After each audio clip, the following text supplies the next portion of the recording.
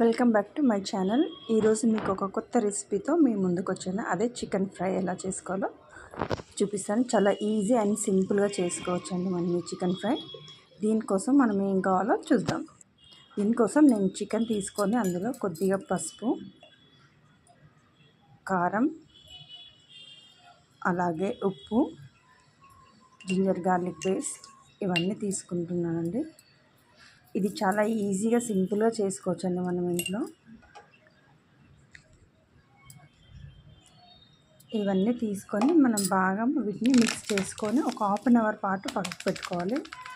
కారం, ఉప్పు, ginger garlic paste, పసుపు, కొంచెం జీలకర్ర, ధనియాల పొడి, అలాగే కొంచెం గరం మసాలా ఇవన్నీ వేసి మనం వీటిని బాగా కలుపుకొని మ్యారినేట్ చేసుకొని ఒక హాఫ్ అన్ అవర్ పాటు పక్కన పెట్టుకోవాలి.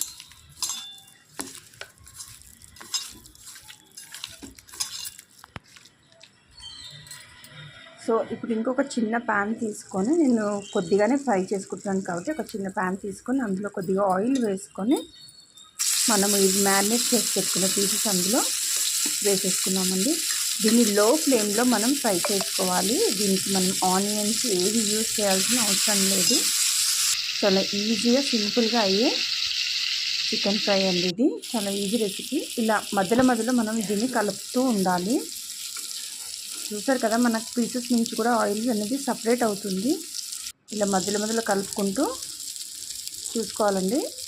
చూసారు కదా, ఆల్మోస్ట్ ఈ చికెన్ అనేది మనకి కుక్ అయిపోయింది. నేను ఇంకొక చిన్న గిన్నె ప్యాన్ పెట్టుకొని అందులో కొద్దిగా ఆయిల్ వేసుకుంటున్నాను. ఎందుకంటే మనం ఈ చికెన్ ఫ్రై చేసాం కదా, దానికి కొంచెం మనము గార్నిష్ లాగా చేసుకోవడానికని నేను ఇది చేస్తున్నాను. ఇందులో కొద్దిగా ఆయిల్ వేసుకొని పచ్చిమిర్చి, కరివేపాకు, అలాగే కొత్తిమీర వేసుకొని కొంచెం ఇట్లా ఆయిల్లో ఫ్రై లాగా చేసుకొని మనం ఫ్రై చేసి పెట్టుకున్న చికెన్ పీసెస్ ఇందులో యాడ్ చేసుకుందాము. యాడ్ చేసుకొని ఒకసారి కలుపుకొని తీసేసుకుందామండి. చూసారు కదా, ఎంతో సింపుల్గా ఈజీగా చేసుకునే చికెన్ ఫ్రై రెసిపీ అండి. ఈ వీడియో కనుక మీకు నచ్చినట్టయితే లైక్ చేయండి ప్లీజ్.